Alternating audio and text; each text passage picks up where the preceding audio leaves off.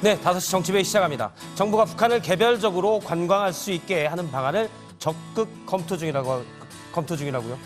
네, 그렇습니다. 이 개별 관광은 대북 제재에 해당이 되지 않기 때문에 적극적으로 검토하겠다는 게 우리 정부의 입장인데 다만 미국이 다소 부정적입니다. 해리스 대사가 오해의 소지가 있기 때문에 좀 협의를 해야 한다라고 얘기를 했고요. 정부 여당에서는 격한 반응이 나왔습니다. 뭐 내정 간섭이냐, 뭐 대사가 조선 총독이냐 하는까지 얘기가 나왔는데 들어가서 또 자세히 전해드리겠습니다. 알겠습니다.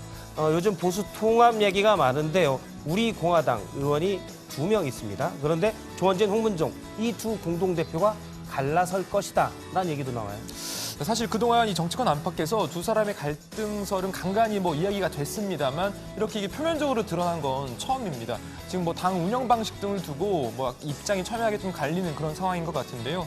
일단 오늘 우리 공화당의 일부 당원들은 홍문종 대표의 제명을 주장하기도 했습니다. 예, 오늘 정치권에 있었던 얘기들 죄송합니다.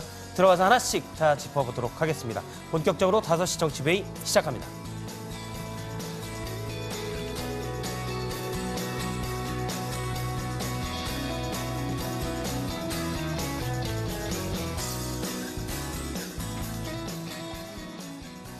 예, 오늘 정치회의는요, 최종혁 반장의 발제로부터 시작을 하겠습니다.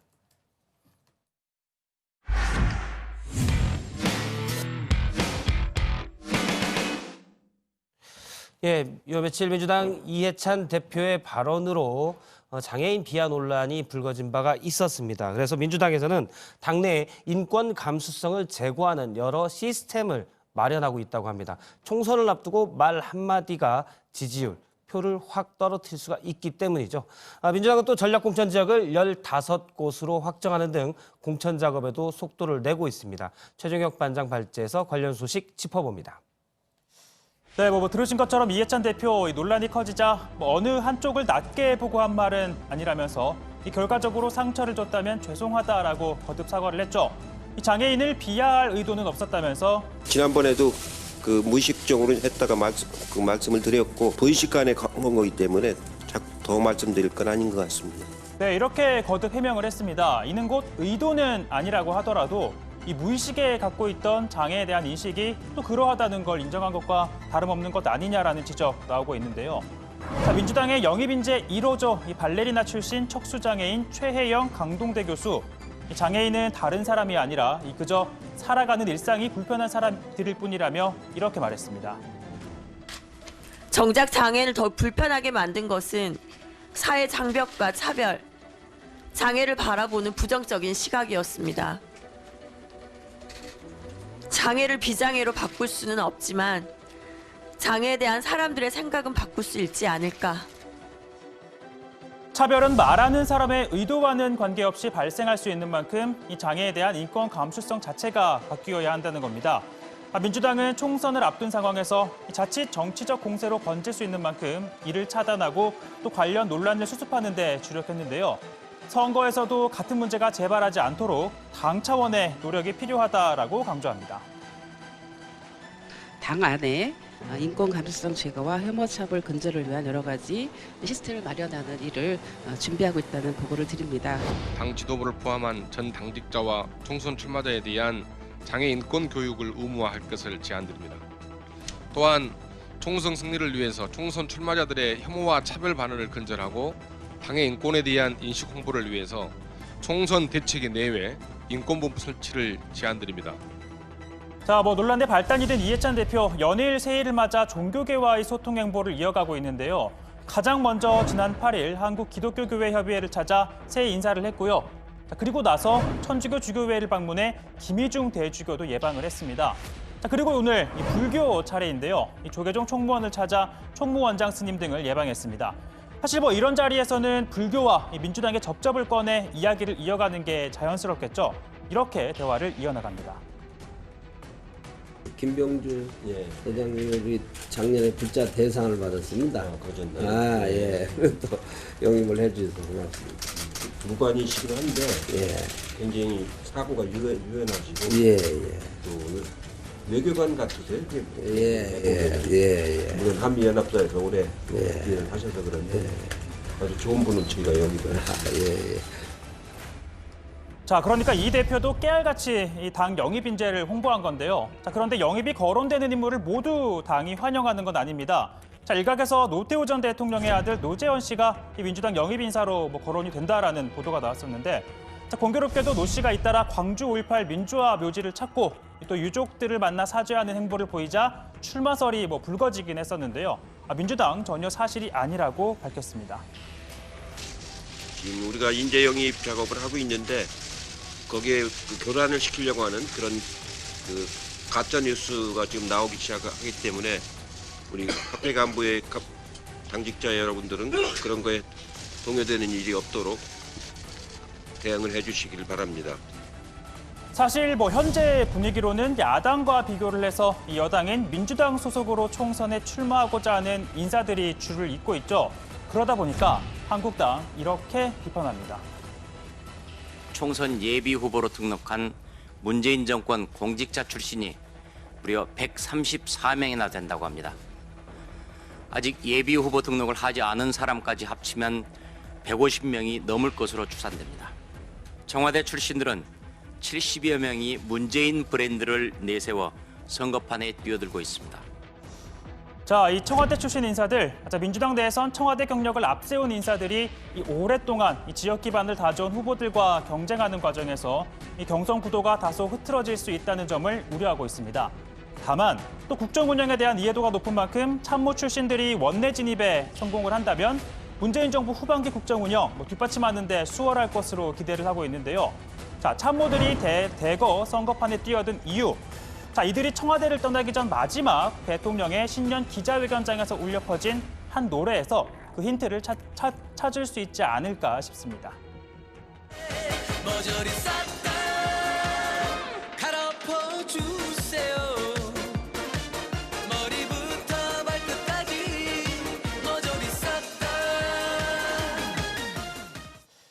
네, 청와대 참모 출신이든 관료 출신이든 경선에서 가장 중요한 건 공정한 경쟁이죠.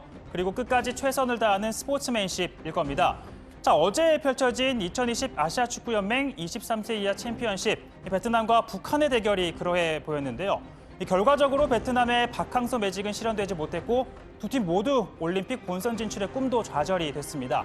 특히 북한은요, 이미 2경기를 패배해 탈락이 확정이 됐지만 끝까지 포기하지 않고 베트남을 상대로 귀중한 1승을 거뒀습니다.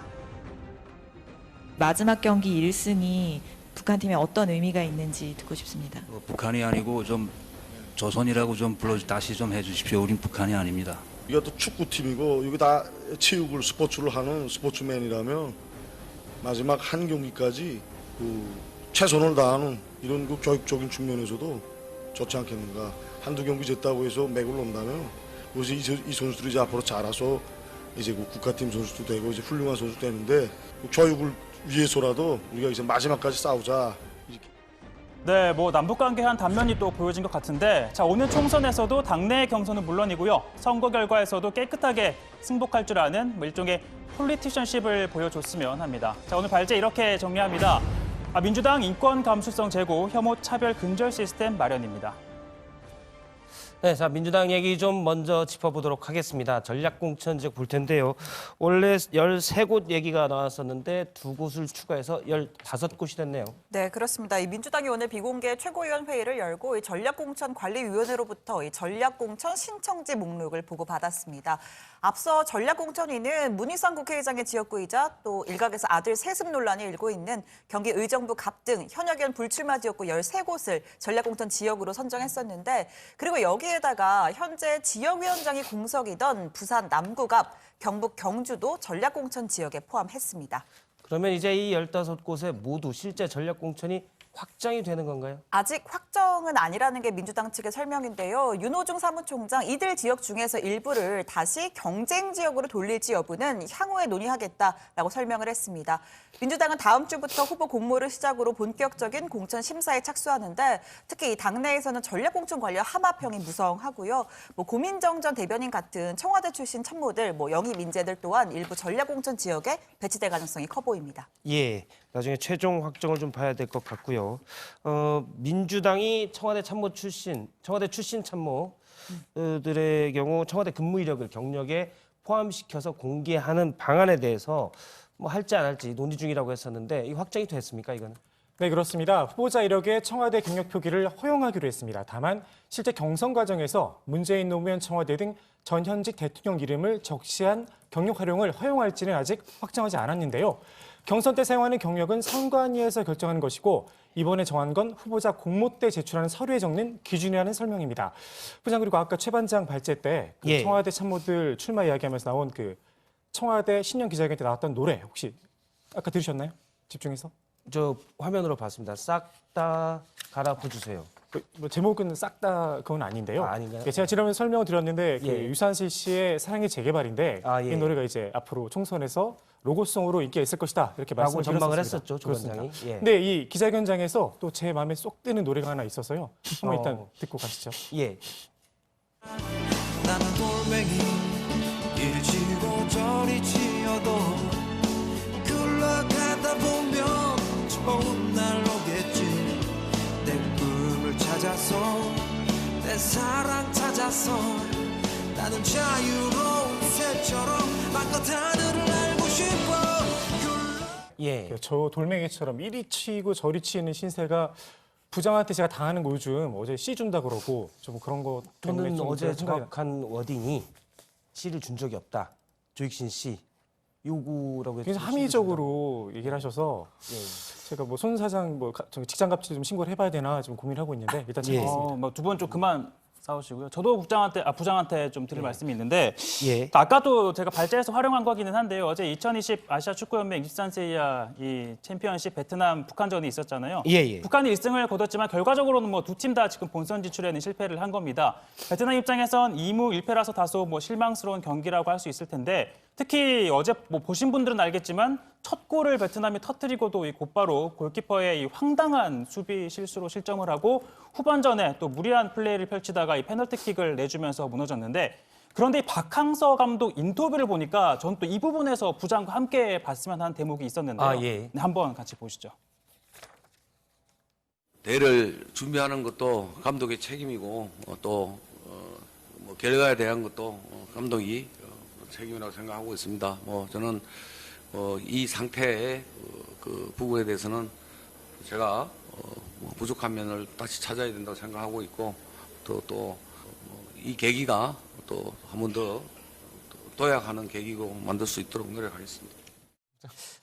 그러니까 사실 누가 봐도 어제 경기는 이 골키퍼의 실책이 컸지만 어쨌든 경기에서 진 책임은 선수 탓을 하면 안 된다. 이 감독에게 있다면서 소위 이 박항서의 파파 리더십을 또 이렇게 선보이더라고요.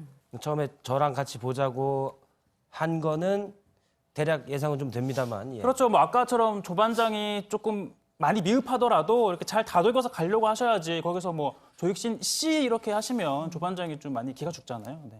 예, 알겠습니다. 사실 뭐 조 반장이 처음으로 합류를 이제 1월부터 해서 캐릭터를 좀 잡아주려고 노력을 하는 것 같은데 약간 당하는 캐릭터로 지금. 아닙니다. 네. 그건 아니죠. 저는 뭐 있는 그대로 그냥. 어쨌든 조 반장이 또 지금 몇 시청자분들이 댓글로 박 부장은 콧물을 훌쩍이는 캐릭터를 잡은 것이냐. 코 좀 그만 드시지. 제가 감기가 걸려서 아직 감기가 다 건강 관리하셔야 낫지를 합니다. 않았습니다. 네, 조금 죄송합니다. 이해해 주시면 좋겠고요. 제가 뭐 청와대 얘기가 나온 김에 좀 추가로 하나 더 보고 드릴 게 있는데 이 노무현 전 대통령의 사위 곽상원 변호사가 이번 총선에서 이 충북 보은 영동, 옥천 이 선거구 출마를 검토하고 있는 것으로 지금 알려지고 있습니다. 그동안 이 서울로 돼 있던 민주당 당적을 이 충북으로 옮긴 건데요. 이 본적지가 충북 영동인 만큼 해당 지역을 고민 중인 것으로 좀 전해지고 있는데 특히 이 지역구인 옥천하면 박근혜 전 대통령의 어머니 유경수 여사의 고향이라는 상징적인 의미도 있어 보입니다.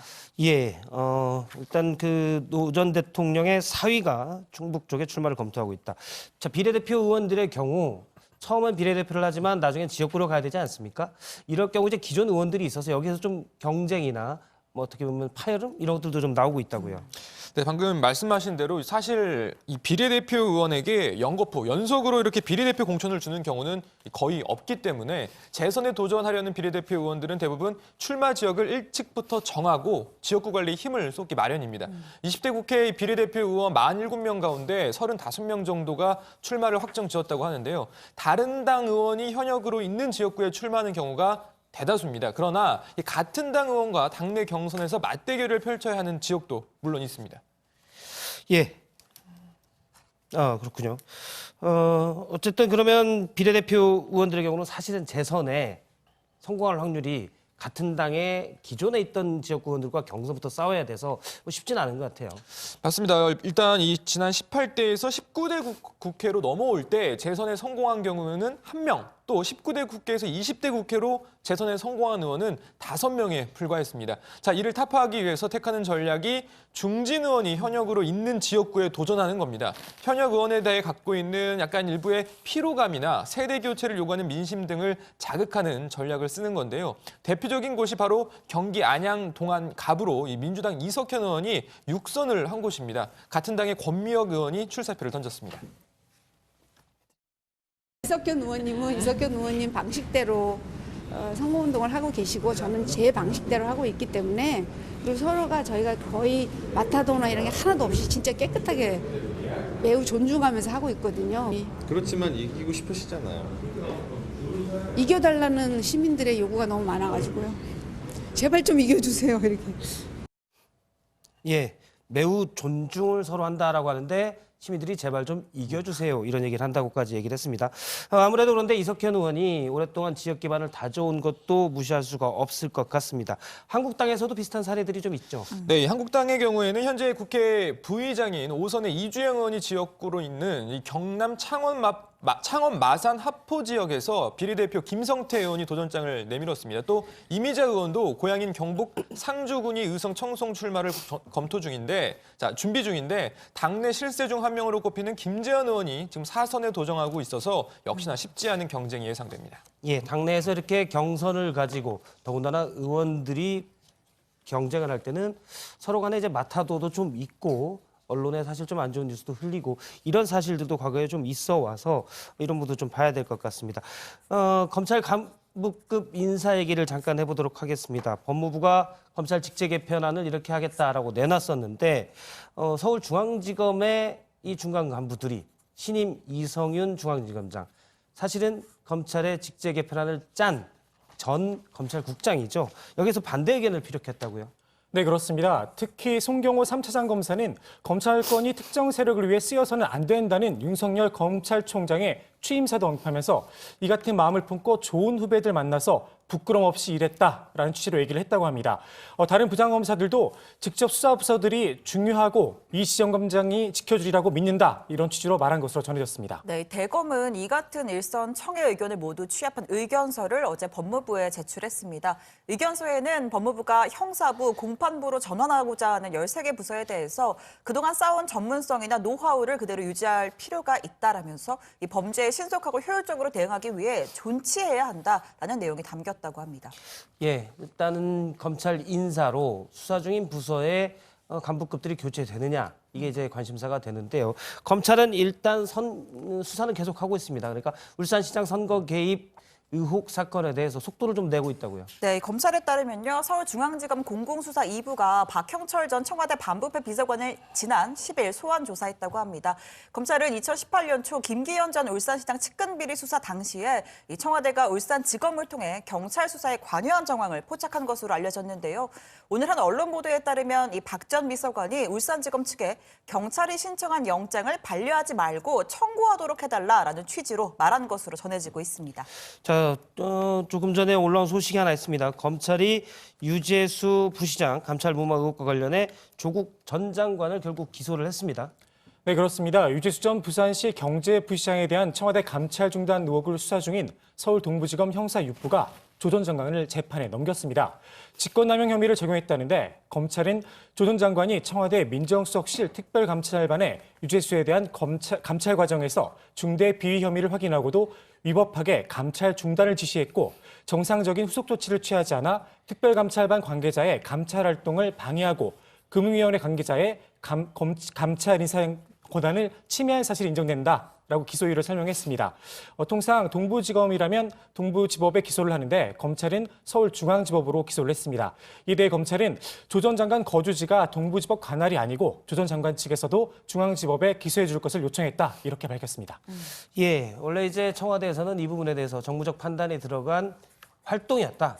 원래 민정수석의 활동이었다라고 얘기를 했었는데 혹시 기소 자체에 대한 반응 여권이나 청와대 반응이 나왔습니까? 네, 우선 당장 조국 전 장관부터 입장을 직접적으로 밝혔는데요. 예. 자신의 소셜 미디어를 통해서 입장을 내놨습니다. 공소장을 보더라도 민정수석의 지위를 활용해 이익을 챙긴 권력형 비리 혐의는 없다. 이 가족 관련 문제에서 이 공정의 가치가 구현되지 못한 점이 확인된 바에 대해서는 자신이 도덕적 책임을 통감한다라고 밝혔습니다. 그러면서 이 전직 장관 또 민정수석 출신으로 이 국정 운영에 부담을 초래한 점을 자성한다라고 했고요. 다만 법적 책임에 대해서는 법정에서 사실과 법리에 따라 다투고자 한다며 이 한 명의 시민으로서 방어하겠다라고 밝혔는데 이번에 기소한 직권남용 혐의와 관련해서는 자신이 감찰로 종료 보고를 받고서도 상대적으로 가벼운 조치를 결정한 게 이게 직권남용이냐, 이게 직권남용 해당하는지는 법정에서 밝히겠다라고 밝혔습니다. 그리고 청와대 관계자도 입장을 내놨는데 일단 검찰이 수사 중인 사항에 대해 청와대에서 답하는 건 적절치 않다. 이 수사 주체가 검찰이고 이 기소에 대한 권한도 검찰에 있기 때문에 이 검찰에서 판단할 문제다라면서 일단은 원론적인 입장을 내놨습니다. 예, 이전엔 청와대가 입장을 냈었는데 이제는 이번에는 검찰에서 판단할 문제다 이렇게 얘기를 했군요. 다른 소식도 하나 보도록 하죠. 그 법원에서 세월호 참사 이후에 이 국가가 지불한 이 수습 비용들이 있었는데요. 고 유병헌 전 세모그룹 회장 가족들이 여기에 대해서 부담해야 된다. 이런 판결이 나왔다고요? 네, 그렇습니다. 이 참사 관련 책임자를 상대로 이 구상금 소송에서 국가가 승소한 첫 사건인데요. 고 유병헌 전 회장 일가는 물론이고 이 세월호 선장과 선원 등을 상대로 한 국가가 제기한 여러 구상금 소송이 진행 중인데 이 법원은 오늘 청해진 해운과 유 전 회장이 70%, 국가는 25%, 화물 고박 업무를 담당한 회사는 5%의 책임을 져야 한다라고 밝혔습니다. 수세 구조 활동 및 피해자 배상금 등으로 청구된 금액은 약 4,600억 원인데 이 법원이 3,700억 원을 구상권 범위로 인정을 했고요. 이에 따라서 이 70%가 되는 2,600억 원 유 전 회장이 지급해야 한다라고 판단을 했고 여기에서 일부 변제 금액을 제외한 1,700억 원을 물어야 한다고 했습니다. 그러면 이제 유 전 회장이 이미 사망했기 때문에 상속을 받은 자녀들이 이제 물게 되는 건가요? 네, 그렇습니다. 이 상속인인 세 남매가 1,700억 원을 3분의 1 비율로 물어야 합니다. 다만 장남인 유대균 씨는 앞서 적법한 절차에 따라서 상속을 포기했기 때문에 배상 책임을 지지 않게 됐습니다. 네, 재판부는 사실 국가의 책임도 인정을 했습니다. 네, 그렇습니다. 이 법원은 국가는 헌법과 세월호 피해지원법 등에 따라 국민의 생명, 신체에 대한 포괄적 보호 의무 등을 부담한다면서 국가가 이 사건과 관련해서 지출한 비용 전부를 유 전 회장 등에 구상하도록 하는 것은 헌법이 국가에 부여한 의무 전부를 전가하게 될 우려가 있다라고 설명했습니다. 예, 자 오늘 기사는 이렇게 잡도록 하겠습니다. 검찰 유재수 감찰 무마 의혹 조국 불구속 기소로 정하겠습니다. 다음은 신혜원 반장의 발제를 보겠습니다.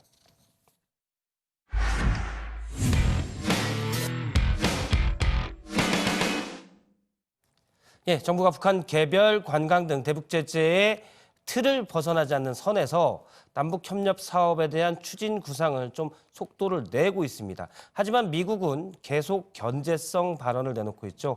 오해할 만한 일은 만들지 않은 게 낫다. 이런 얘기입니다. 미국 측의 주장이 그런 건데요. 이런 가운데 워싱턴에서는 한미 방위비 분담금 6차 회의를 위한 우리 대표팀이 미국 측과의 이견을 좁히지 못한 채 귀국했다는 소식이 나왔습니다.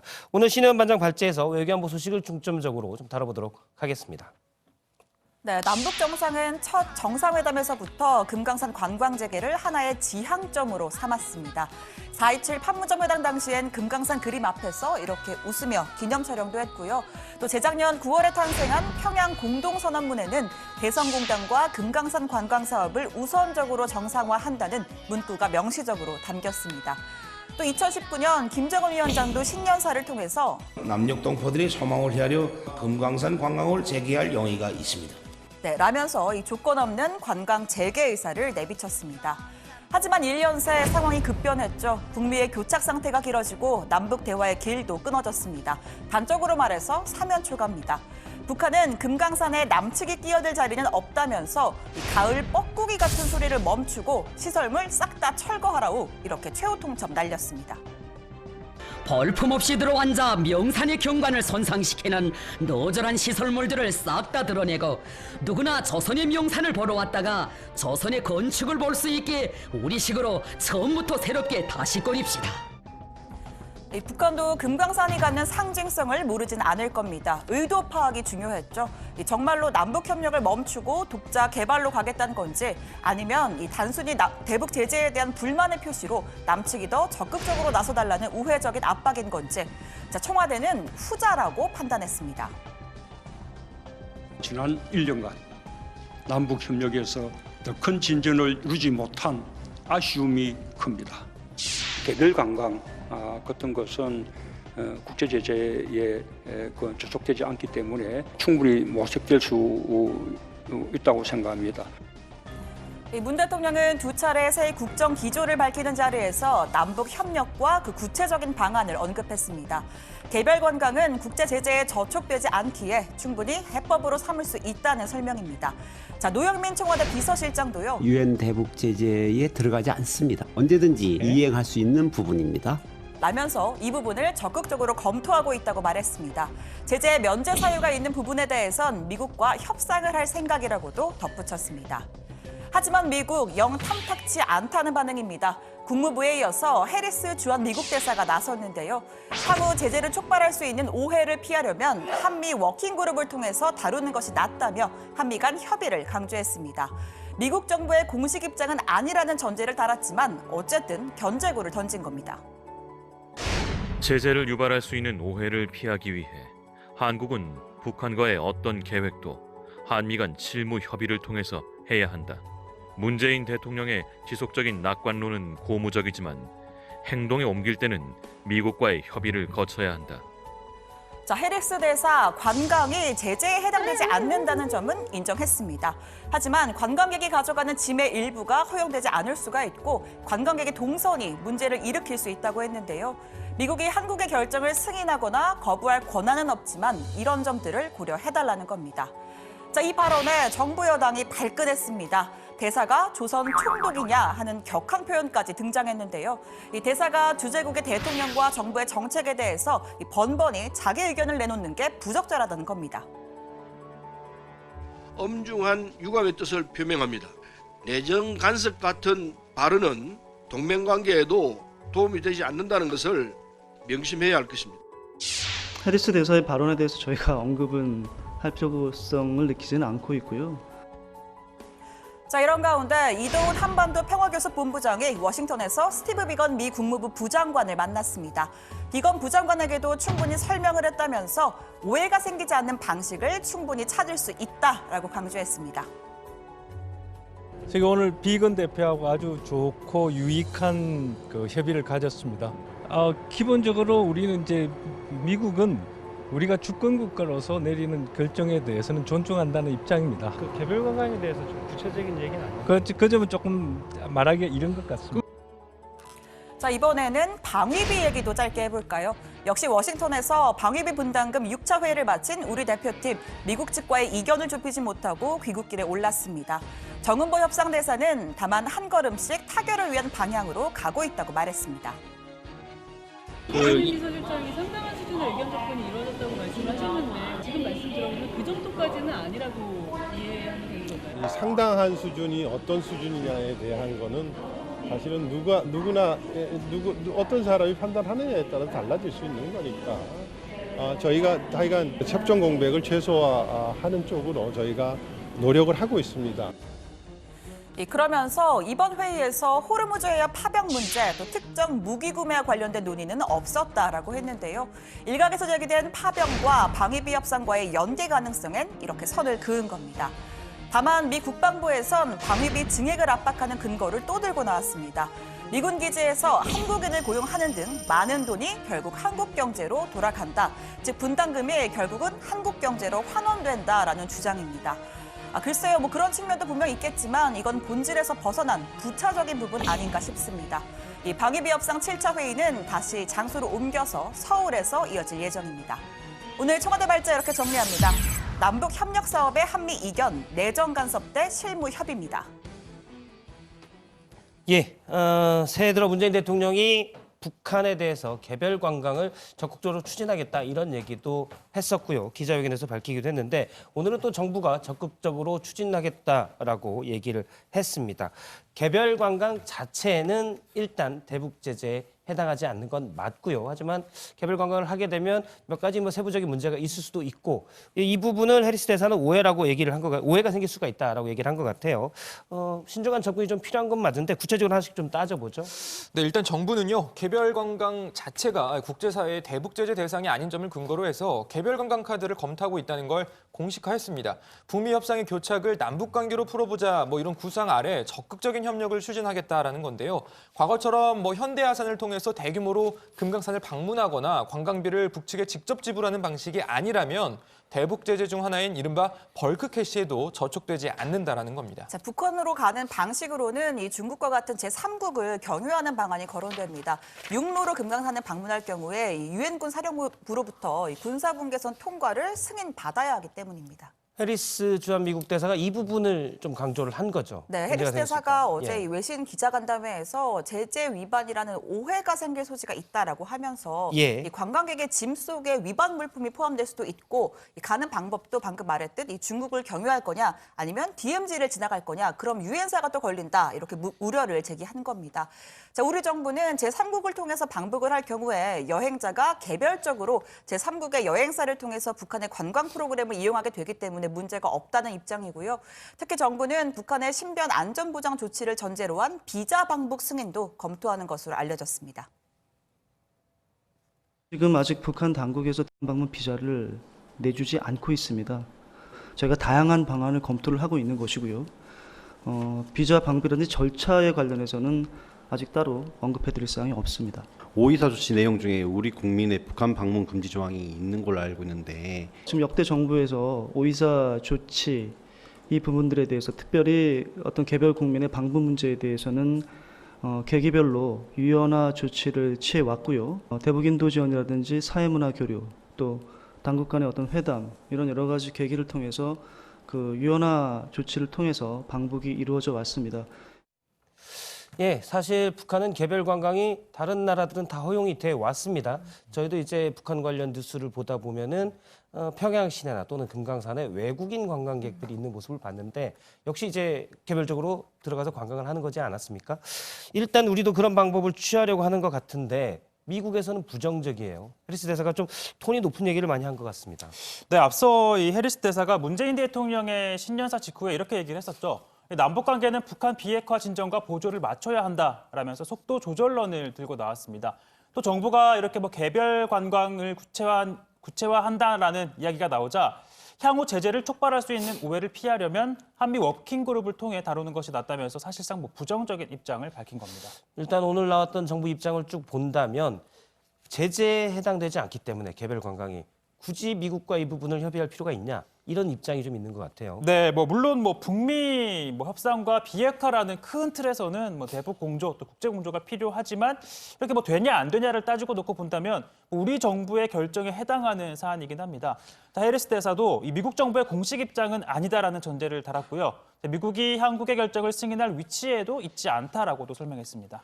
네, 정부 여당에선 격한 반응이 나왔는데요. 민주당 송영길 의원은 우리가 대사가 말한 대로 따라한다면 대사가 무슨 조선 총독인가라면서 대사로서의 위치에 걸맞지 않은 좀 과한 발언이다 이렇게 비판을 했는데 해리스 대사 혈통을 우회적으로 좀 비판한 모습이었습니다.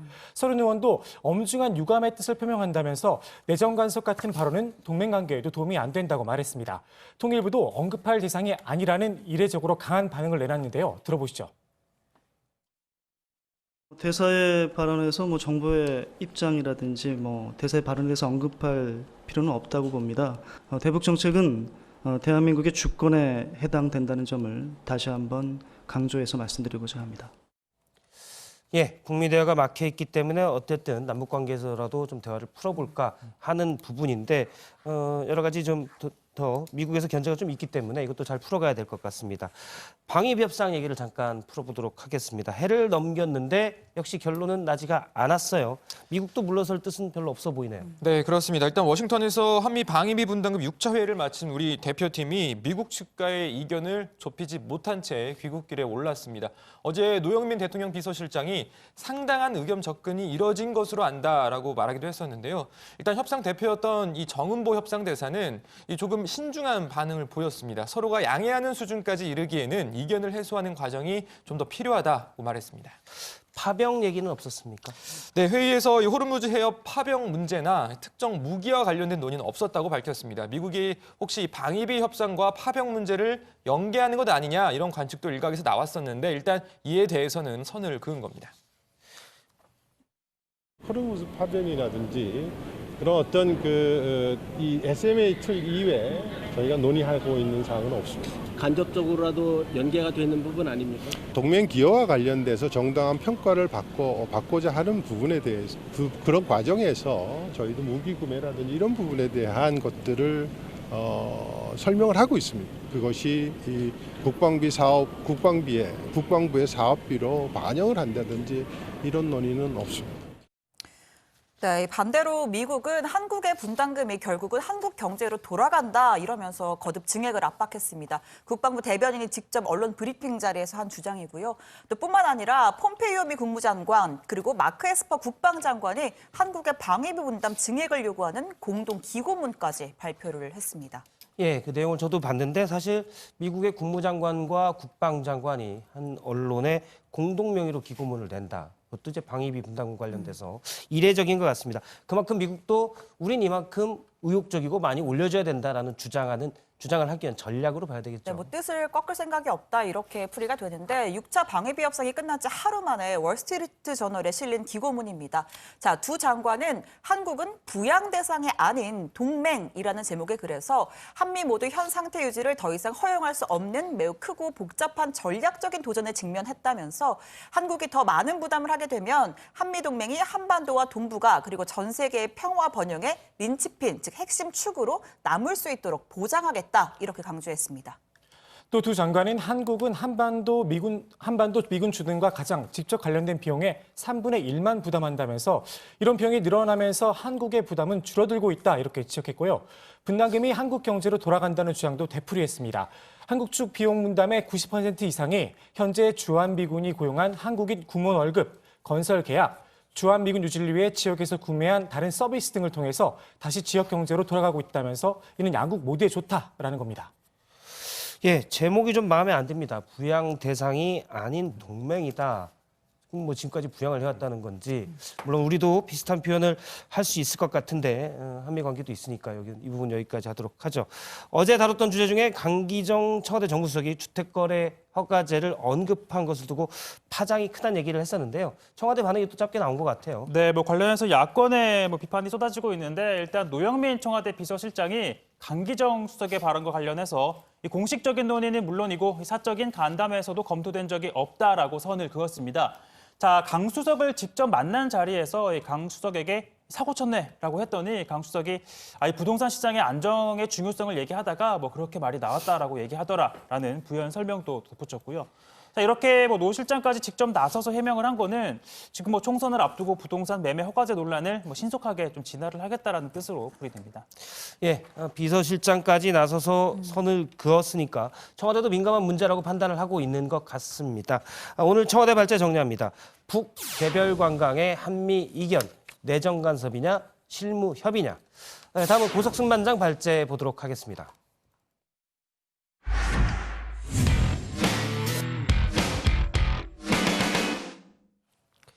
예, 보수 통합 며칠째 계속 얘기를 하고 있는데 삐그덕거리는 소리가 더 커지고 있습니다.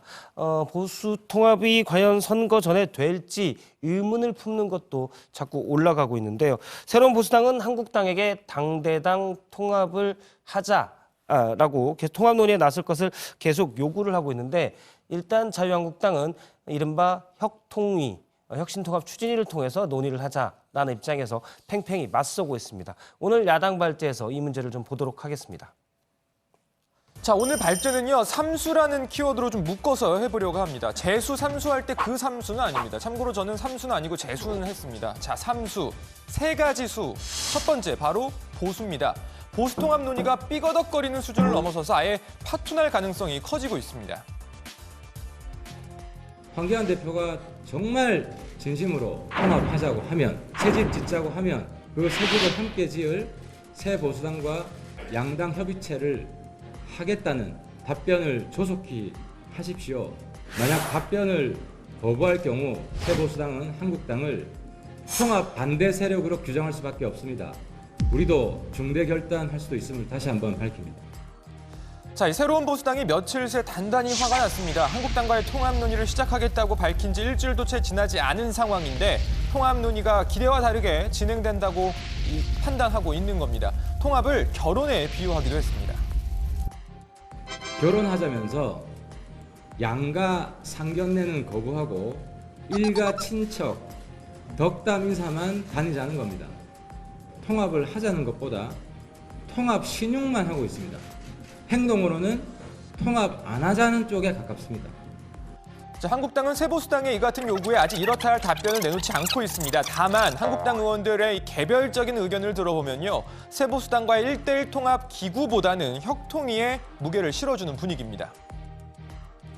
물밑 협상을 한다는 것 그 자체를 막을 일은 아니겠지만 그러나 어렵게 추진된 이 보수통합 추진위원회에서 여러 가지 허심탄회한 논의가 되고 또 거기서 이제 합리적인 안이 도출되는 것이 좋지 않을까라는 개인적인 생각입니다. 기본적으로는 기존 틀을 유지하는 것이 맞죠. 통합에 관련된 기본적인 논의는 이 협통위가 중심이 돼서 플랫폼 역할을 하도록 하고 정당 간의 협의는 물밑 접촉을 통해서 비공개적으로 간극을 좁혀나가는 게 좋겠다. 네, 새보수당은 오늘 혁신통합 추진위 회의도 참여하지 않았습니다. 새보수당으로부터 사퇴 요구를 받기도 했던 박형준 위원장은 사퇴 의사가 없다는 뜻을 밝혔습니다. 저는 개인적으로 통합만 되면 사퇴가 아니라 뒤주회라도 들어갈 각오가 돼 있습니다. 제가 어떤 공명심도 어떤 정치적 선입견도 갖지 않고 이 일에 임했고 누구를 유리하게 하겠다는 생각도 조금 더 없음을 다시 한번 확인해 드립니다. 자, 두 번째 수 바로 철수입니다. 이제 더 이상 철수하지 않겠다는 안철수 전 대표 소식입니다.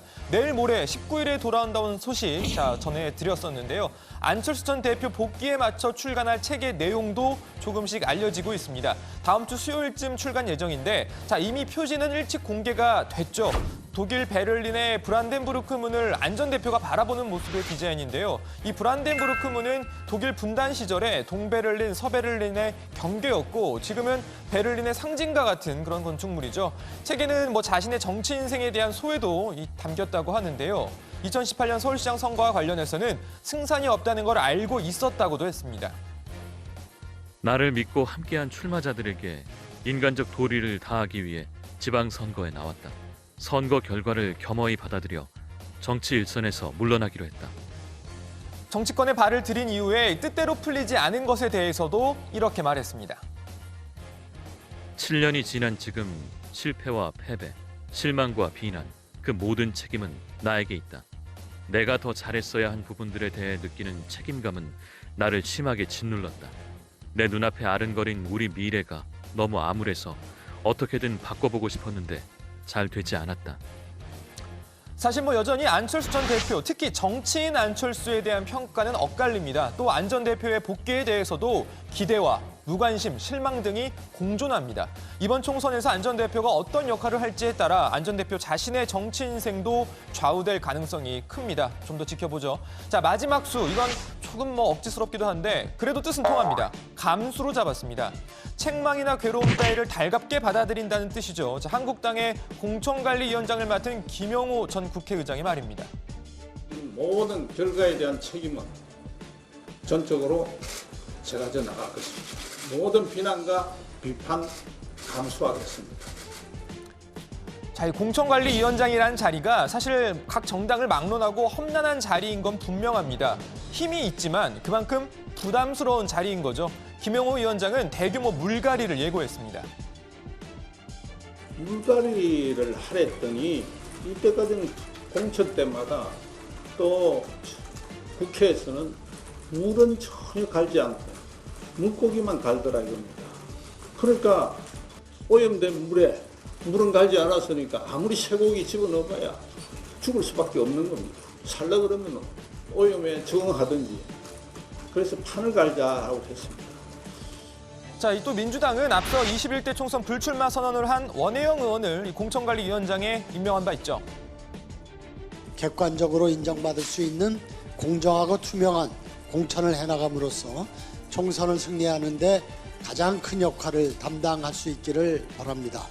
이번 선거는 우리 민주주의 역사에서 가장 중요한 선거가 될 것입니다. 저부터가 공천의 과정이 곧 선거의 결과라는 마음가짐으로 치열하게 심사에 임하겠습니다. 자, 민주당과 한국당 각 당의 공천 과정도 유심히 지켜보겠습니다. 우선 오늘 발제 이렇게 정리합니다. 협통이 불참한 새 보수당 중대 결단할 수도. 예, 보수 통합 논의 같이 힘을 합치자라고 한국당과 새 보수당이 계속 얘기를 하고 있는데 그 마찰, 파열음만 계속 나오고 있는 모습입니다. 오늘 협통회의에는 뭐 아예 새 보수당 쪽에서 가지도 않았다고 하고 이 회의에서 좀 새 보수당에 대한 비판 목소리가 좀 높았다고요. 네, 새로운 보수당은 그동안 지상욱 의원과 정운천 의원 등이 대표로 협통회의에 참여를 해왔는데요. 오늘은 아무도 회의에 참석하지 않았습니다. 오늘 회의를 마친 뒤 김근식 경남대 교수는 기득권을 내려놓자면서 왜 저들은 기득권을 내려놓지 않느냐면서 주도권을 놓고 싸우려는 것처럼 비치는 것 자체가 혁신과 통합이라는 국민의 길에 찬물을 끼얹는 행위라고 주장을 했습니다. 네, 이 협통회 논의에 참여 중인 한국당 김상훈 의원은 통합 관련 기본적인 논의는 협통회를 중심으로 하고 정당 간에 구체적인 논의 사항이 있다면 당분간 물밑에서 접촉을 통해 간극을 좁혀나가는 것이 좋겠다고 말했습니다. 홍준표 전 자유한국당 대표도 한마디를 했네요. 네, 지금 뭐 페이스북에 올린 글을 통해서 새 보수당 비판하고 있는데요. 보수 통합을 놓고 유승민 당이 벌이는 목리가 수인 한계치를 넘어서고 있다. 그러니까 뭐 참고 받아들일 수 있는 한계치를 넘어서고 있다라는 건데요. 그러면서 미니 정당 주목 끌기, 몸집 불리기가 목적이 아닌가 하는 의심마저 드는 요즘 처신이다라고 했습니다. 더 이상 목리를 부리지 말고 이 통합 실무로다가 통합신당을 창당하는 데 협조하는 게 큰 길을 가는 정치인의 도리라고도 뭐 일종의 충고를 했고요. 자, 홍 전 대표는 협통회를 통해 설 전에 밑그림을 그려야 한다라고도 덧붙였습니다. 자, 새로운 보수당의 당대당 통합 논의 요구 뭐 일종의 꼼수로 보고 있는 것 같습니다. 일단 뭐 자유한국당이 100석이 넘지만 새 보수당은 8석밖에 되지 않아서 당 크게 차이가 있습니다. 하지만 아마 두 쪽 다 합쳐야 총선에 유리하다는 생각을 갖고 있어서 물론 그 전에 서로 기싸움, 전략적 기싸움으로도 보이기도 해요. 네, 그렇습니다. 뭐 반대로 생각하면 이 새로운 보수당 입장에서는 흡수 통합되는 걸 막기 위해서 뭐 당대당 통합 논의를 주장하는 것도 있을 겁니다.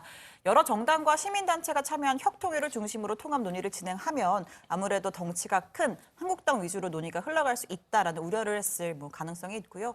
어제 박형준 위원장에게 한국당 대변인이냐라면서 사퇴를 요구한 것도 같은 맥락으로 풀이됩니다. 일단 오늘은 통합 논의가 확실히 삐그덕대는 것 같은데 앞으로 주말 사이 또 다음 주 어떻게 진행되는지 봐야 될 것 같고요. 김성태 의원, 한국당 의원이 KT 부정 채용 의혹을 받았었는데 1심 재판에서 무죄가 나왔네요. 네, 서울 남부지법은 오늘 뇌물수수 혐의로 기소된 김성태 의원과 뇌물 공여 혐의를 받은 이석재 전 KT 회장에게 모두 무죄를 선고했습니다. 김 의원은 국회 환경노동위원회 소속이던 2012년 국정감사 기간에 이 전 회장의 국감 증인 채택을 무마해주고 그 대가로 딸 정규직 채용 형태의 뇌물을 받은 혐의로 지난해 7월 재판에 넘겨졌습니다. 재판부는 김 의원의 딸이 부정 채용된 사실은 인정하면서도 뇌물죄는 인정할 수 없다 이렇게 판단을 했습니다. 이 판결 내용을 좀 더 들여다보면요. 일단 재판부는 이 김 의원이 서유열 전 KT 사장에게 딸의 이력서를 전달하면서 파견 계약직 채용을 청탁하고 KT는 이를 받아들여 채용되도록 특혜를 준 것으로 판단했습니다. 또 이 김성태 의원의 딸이 정규직 채용 과정에서도 입사 지원서를 제출하지 않고 인성검사에서 불합격 평가를 받았으나 별다른 문제 없이 면접에 응시한 점도 인정을 했습니다. 하지만 재판부는 이 KT 취업기에는 김 의원의 딸이 받은 것이지 김성태 의원 본인이 받은 것이 아니기 때문에 뇌물수수죄는 성립하지 않는다라고 판단한 겁니다. 재판부는 이석재 전 회장에 대한 판단도 했는데요. 자, 이 전 회장 김성태 의원의 딸이 파견계약직으로 근무하던 사실을 몰랐고 또 그를 정규직으로 채용하라고 지시한 적도 없다라고 결론을 내렸습니다. 자, 김성태 의원 재판이 끝난 다음 이렇게 소회를 밝혔는데요. 검찰은 7개월간의 강도 높은 수사와 또 6개월간의 재판 과정에서 할 수 있는 모든 수단과 방법을 가리지 않고 이 나를 처벌하려 했다면서 이 검찰은 항소심에서도 특별한 이유를 찾지 못할 것이라고 주장했고요. 일단 검찰은 이 판결문을 검토한 다음에 항소 여부를 검토하겠다라는 입장입니다.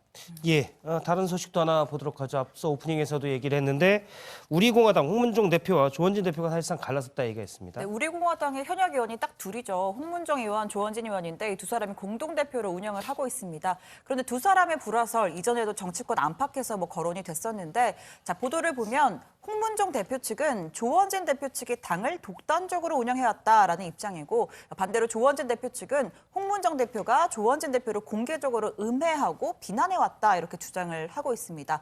이 조 대표 측이 문제 삼는 부분 중에 하나가 이 홍 대표의 출판 기념회 때 발언인데요. 잠깐 들어보시죠.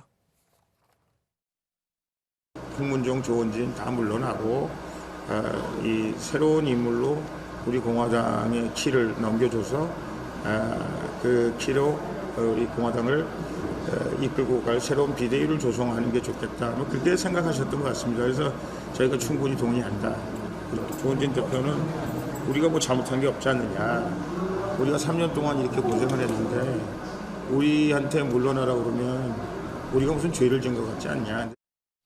네, 조원진 대표 측은 이런 발언들이 음해다라고 주장을 하는 건데요. 우리공화당 일부 당원들은 오늘 기자회견을 열고 홍문종 대표의 제명을 요구하기도 했습니다. 자, 홍 대표는 앞으로 집회도 따로따로 열 계획이라고 하더라고요. 예, 지금 보수 통합 얘기를 계속 하고 있는데 의석수가 단 두 곳인 당에서도 갈라서겠다. 사실은 끊임없이 이런 움직임들이 원래 나오는 게 정치의 그런 분위기인 것 같습니다. 오늘 기사 제목은 이렇게 잡도록 하겠습니다. 혁통이 불참한 새보수당 중대 결단할 수도. 다음은 조희신 국회반장의 발제 보겠습니다.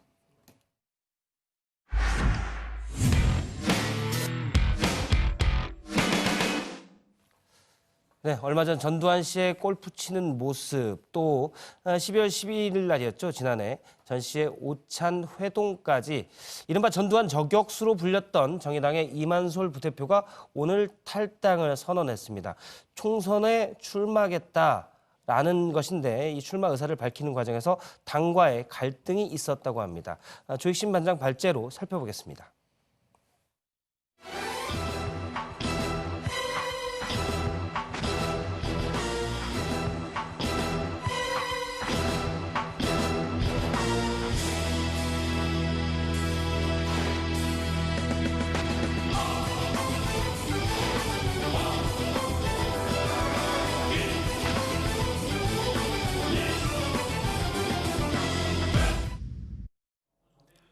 추노 아니 추전 전두환 씨의 추적자로 유명한 이만솔 정의당 부대표 치매로 몸이 좋지 않다는 전 씨의 골프 라우딩 현장을 덮치고 왕국하고 내하고 무슨 상관이 있어? 알시죠?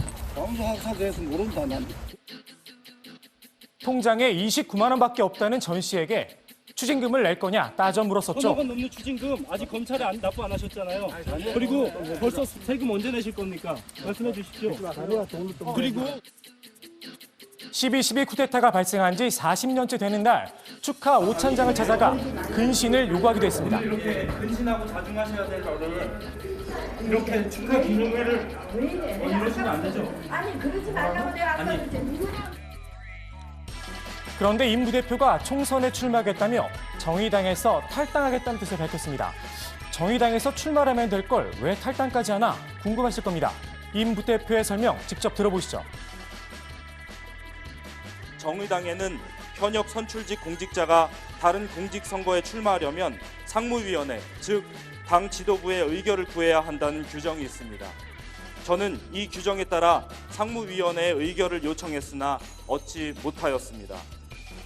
임 부대표가 서대문구 구의원 신분이라 당의 허락 없이는 총선 출마가 불가능한데 재가를 받지 못했다는 겁니다. 굳이 탈당까지 해가면서 꼭 출마해야 하느냐 생각이 드는데 임 부대표 이렇게 말했습니다. 전 씨에 대한 추적 시효는 마감돼 가는데 권한과 능력은 부족하고 저는 한계에 직면한 상황입니다. 꼭 국회의원이 되어야만 할 수 있는 일이냐고 반문할 수 있겠지만 엄연한 권한의 차이가 존재합니다. 임 부대표는 당과 상의 없이 이미 구의원직을 사퇴한 상황인데요. 정의당은 임 부대표를 당기위회부에서 제명 절차를 밟겠다는 입장입니다. 인생 3대 악재라고 혹시 들어보셨는지 모르겠습니다. 소년 출세, 중년 상처, 노년 빈곤 이 세 가지인데요. 이 가운데 소년 출세가 첫 손에 꼽힙니다. 젊은 나이에 출세하는 게 왜 안 좋으냐? 한때 슬럼프를 겪었던 강호동 씨는 이렇게 이야기를 했습니다. 내 생각대로 했더니 맞았던 거예요. 하나, 두 개가 맞으니 앞으로도 다 맞을 거라는 착각을 하게 됐어요. 그러니까 까불고 건방지게 됐어요. 천하장사, 국민 MC, 젊은 나이에 성공가도를 달리다 보니 교만해졌었다는 겁니다. 정치권에도 소년 출세의 풍파를 제대로 맞았던 분이 있습니다. 김민선 전 민주정책연구원장입니다.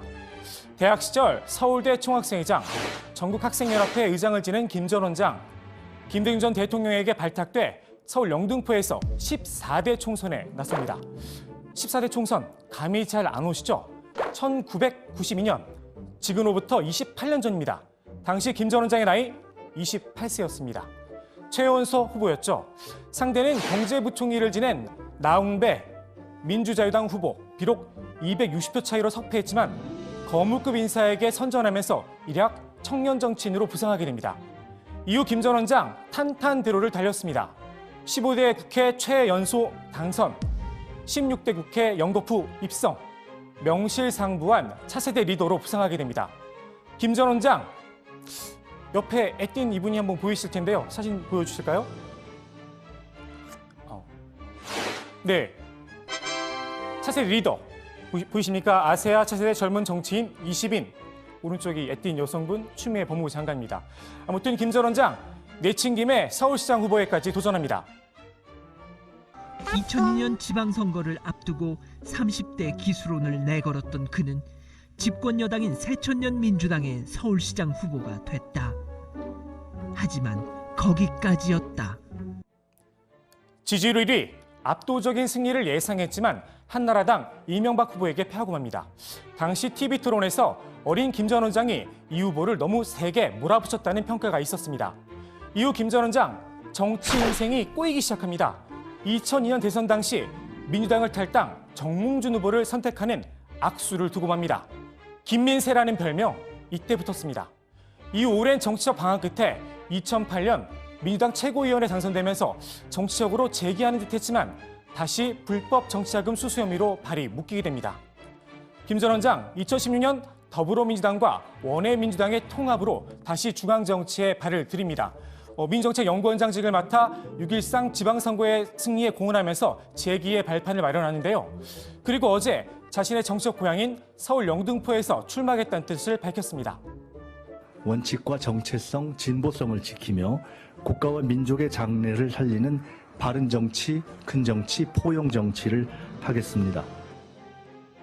이번 20대 총선 정치권 세대 교체 요구가 커지고 있는 상황에서 86세대 시조새격인 김 전 원장의 도전, 어떤 울림이 있을지 당 경선 과정 등을 지켜봐야 할 것 같습니다.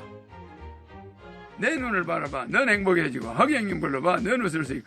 자, 허경영 눈에서 우주 에너지 받으세요. right now.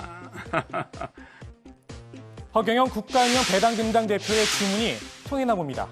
오늘까지 선관위에 등록된 혁명 배당금당의 예비 후보자 수주 가히 혁명적입니다. 643명. 민주당과 한국당 예비 후보자 숫자를 압도합니다. 비결이 뭘까요? 허 대표의 말을 직접 들어보겠습니다. 목숨 걸고 이번에 바꿔야 되는데 기적을 일으켜야 돼요. 알겠죠? 기존 매너리즘에 빠져가지고 야 저거는 유명한 사람이야. 대법 가능한 사람이야. 그런 거 신경 쓰지 마세요. 그런 사람들보다도 신인이 지목한 여러분이 더 높아 안 높아? 허 대표가 점 찍은 사람은 경력이나 학력 필요 없이 출마 자격 충분하다는 겁니다. 그래서일까요? 혁명 배당금당 예비 후보들의 면면도 혁명적입니다. 경북 구미에 추사표를 던진 이종석 예비 후보 올해 92살입니다. 1927년 일제식민 치하에서 신간회가 조직되던 그때 태어났습니다. 전국 예비 후보자 가운데 최고령입니다. 부산 서구 동구에 등록한 김성기 예비 후보, 이분 전력은 혁명 수준을 조금 넘어섰습니다. 범죄 전력, 살인, 징역 2년을 살다 나왔습니다. 이 밖에도 청소년 강간, 성폭력 등 기성정당 후보들에게선 보기 힘든 범죄 전력자들이 형령 배당당으로 예비후보 등록을 마쳤습니다. 정말 허 대표의 말처럼 묻지도 따지지도 않고 예비후보 자격을 준 건가 하는 생각이 듭니다. 제가 준비한 소식은 여기까지입니다. 오늘 국회 발제 이렇게 정리합니다. 허경영 국가혁명 배당금당 예비후보도 혁명적. 예, 하나씩 좀 보도록 하겠습니다. 먼저 김민석 전 민주정책연구원장. 저도 기억이 납니다. 한때는 정말 촉망받는 차세대 정치 리더 이렇게 됐는데 이번에 이제 출마를 하겠다고 나섰군요. 현역 있는 곳이죠. 서울 영등포 을에 나가는 겁니까? 네, 김민석 전 원장이요. 정확히 지금의 신혜원 반장 나이에 25대 국회에서 당선이 됐었죠. 신혜원 반장 나이는 제가 언급하진 않겠지만 김 전 원장 32에 당선이 됐었잖아요. 그때 정말 최연소 당선이었는데 말씀하신 것처럼 신경민 의원의 지역구입니다. 신 의원과 김 전 원장 공교롭게도 이 서울대 사회학과 선후배 사이이기도 하고요. 일단 신 의원이 10년 선배입니다. 아무리 학교 직속 후배라도 내가 다지고 있는 지역구에 온다. 기분은 안 좋을 것 같아요. 공천장은 당연히 한 장뿐이니까 아무래도 신경이 쓰일 수밖에 없을 텐데요. 자, 신경민 의원 한 언론과 인터뷰에서 이렇게 얘기를 합니다. 김민석 전 원장이 공천 근처에 어른거리지 않는 게 민주당의 신뢰를 위해 도움이 될 거다. 다소 불편한 반응을 보인 건데요. 김 전 원장 지난해 한 언론사 인터뷰에서 민주당 적자는 나다라는 얘기를 했었죠. 본인의 생각은 또 신 의원과 많이 달라 보입니다. 따지고 보면 신경민 의원과 김민석 전 원장이 회사도 예전에 같은 회사에 있었던 것 같아요. 김 전 원장이 그런데 정치자금법 위반으로 꽤 오랫동안 족쇄가 걸려 있었는데 조 반장이 한 일화를 알고 있다고요. 그러니까 2008년인데요. 그때 이제 민주당 당대표가 이제 정세균 지금 총리가 당대표 시절에 기자들과 그 개성공단을 방문을 했었습니다. 근데 그 개성공단을 방문하려면 그러니까 출국 절차를 밟아야 되는데 이 과정에서 이제 김민석 전 원장에게 출국 금지 명령이 내려졌다는 사실이 좀 그때 드러나게 된 겁니다. 그래서 기자들이 왜 갑자기 못 가는 거야 했었는데 나중에 알고 보니까 이 정치자금법 문제가 걸려 있었습니다. 아, 그때는 그러면 이제 수사 중일 때 당시 개성공단을 가려고 했는데 본인도 몰랐었나요, 그러면? 예, 본인도 전혀 몰랐습니다. 가서 당신은 못 나갑니다라고 출경 관리사무소에서 못 나갔는데 출국 금지가 걸려 있었던 거예요. 그렇습니다. 그렇군요. 그때가 이제 정치자금법 위반으로 수사 중일 때였고요. 북한 왕래가 사실 2008년에는 남북 관계가 상당히 좋았고 개성공단도 활발히 됐었습니다.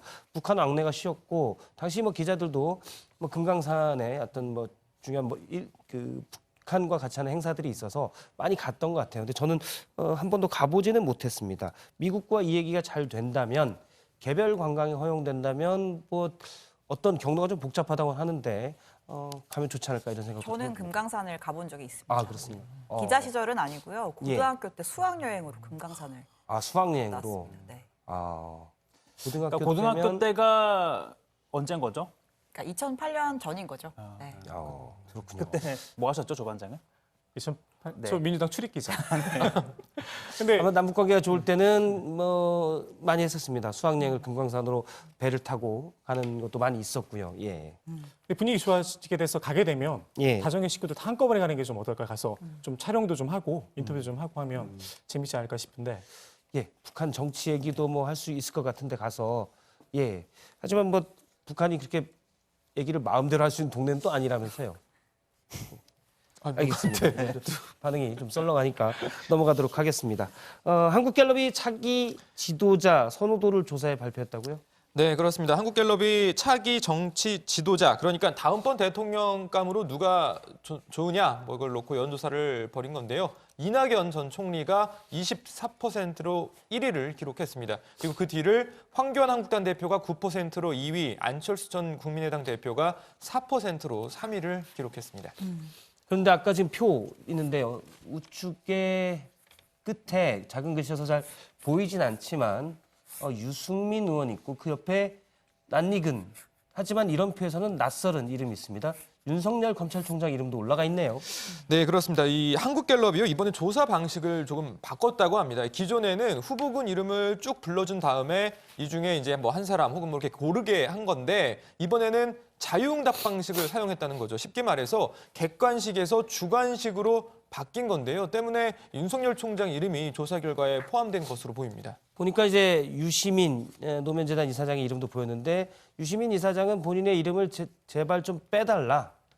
대선 주자 지지도에서 빼달라고 했는데 지금 들어보니까 갤럽에서 조사의 대상 그러니까 하는 분들이 나는 이 사람이 좋겠다고 하니까 갤럽에서 정하는 게 아니군요. 예, 알겠습니다. 그래서 유시민 이사장의 이름도 올라가 있었고요. 다른 얘기도 하나 보도록 하죠. 반려동물 보유세가 신설된다. 이거 뭔가요? 네, 농림축산식품부가요. 2022년부터 반려동물을 키우는 가구에 세금을 부과하는 방안을 검토 중이라고 밝혔습니다. 이 조성된 돈은 동물 복지를 위한 재원으로 사용하겠다는 입장입니다. 세금을 부과한다고 하면 사실은 반려동물 키우는 사람으로서는 부담이 될 수가 있어요. 네, 뭐 찬반이 팽팽한데요. 지금 뭐 유기동물이 세금 때문에 더 늘어날 것이다. 아니다. 책임 없는 반려동물 입양을 막을 수 있다. 이런 주장들이 엇갈리고 있습니다.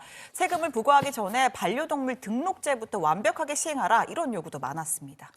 반장들 중에는 혹시 반려동물 키우는 사람은 없습니까? 조반장 안 키우나요? 제 한번 간수하기도 쉽지 않아가지고. 그렇죠. 참, 네. 역시. 사실 제가 뭐 주인님을 모시고 있는 집사이기도 한데요. 뭐 집사 하시니까 뭐 집사라고 하면 부장 잘 모르실 것 같은데 집사 저도 잘 아까 이해가 안 돼서. 네, 이 고양이를 키우고 있는 이 이제 반려묘를 둔 사람을 집사라고 하는데 아무래도 고양이가 좀 도도하고 강아지와는 다르게 좀 사람한테 잘 오지 않고 이렇게 하다 보니까 이 주인을 모시고 산다라고 해서 이제 집사라고 부르고 있습니다. 아, 그렇군요. 사실 고양이와 개는 성격이 많이 다르다고 해요. 고양이는 좀 도도하고 또 개는 또 사람을 잘 따르고 그래서 성격이 완전 다르다고 그렇게 하던데. 저와 조반장 또 성격이 다르죠. 네. 뭐 보셨겠지만. 개. 개는 아니고요. 네, 성격만 다르다라는 성격이 걸 다르다는 저는 뭐 개와 고양이로 거고요. 두 사람을 딱 정확히 비교할 수 있는 건 아닌 것 같아요. 물론 뭐 가끔 동물의 모습들이 나올 때도 있지만 주로 부장은 밤에 좀 제가 자주 그런 걸 좀. 그 동물을. 네. 아, 동물요. 속보 없으세요, 부장? 예. 속보 하나 또 전해드리겠습니다. 신반장이 그냥 그거를 드리세요. 바로 하는 게 나을 것 같습니다. 대화가 너무 이어져서 제가 뭐 소식 하나를 지금부터 전해드리려고 하는데 정세균 신임 총리 지난 14일에 취임을 하고 15일에 국회에 뭐 당 지도부들을 예방을 했었는데 그때 뭐 일정이 맞지 않는다라는 이유로 해서 자유한국당 황교안 대표는 못 만났습니다. 오늘 오후 3시에 만났는데요.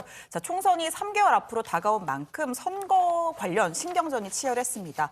황교안 대표가 이제 총선이 다가오는데 뭐 특정 정당의 의원들이 뭐 정부나 선관위에 많이 들어가 있다. 공정선거에 대한 우려가 있다. 이렇게 얘기를 했고요. 이 이야기를 들은 정세균 총리가 총선을 공명정대하게 치르는 건 대한민국의 기본이다. 뭐 야당에 걱정 끼치는 일 없도록 세심한 주의 기울이겠다. 뭐 이런 신경전이 벌어졌습니다. 황교안 대표가 이 선관위에서 비례자유한국당 명칭을 불허한 것을 두고 뭐 처음에는 문제가 없다 그래서 등록을 했는데 뭐 사후에 안 된다는 결정이 났다. 뭐 납득하기 어렵다. 이런 또 지적을 하기도 했고요. 또 경제 관련 민생 법안에서도 신경전이 벌어졌습니다. 정세균 총리가 20대 국회 임기가 얼마 남지 않았다. 많은 법안이 계류 중인데 이 시급한 민생 법안, 4차 산업 준비에 꼭 필요한 법안, 한국당이 정쟁으로 삼지 말고 좀 협조해달라. 이런 이야기도 했습니다. 지금 사진을 보니까 사실은 화면에 보면 전 총리와 현 총리 그렇죠. 이전 정부의 총리와 현 총리의 모습을 보는 것 같습니다.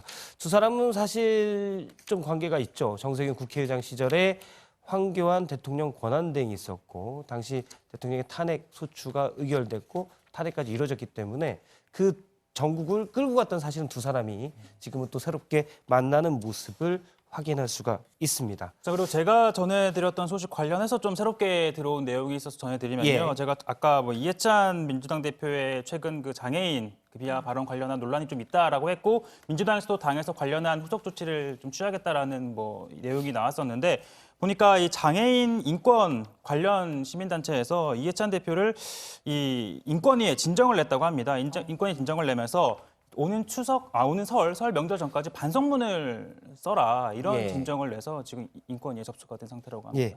진정이 인권위에 접수가 됐다라고 하고요. 알겠습니다. 오늘 준비한 소식은 여기까지죠? 네.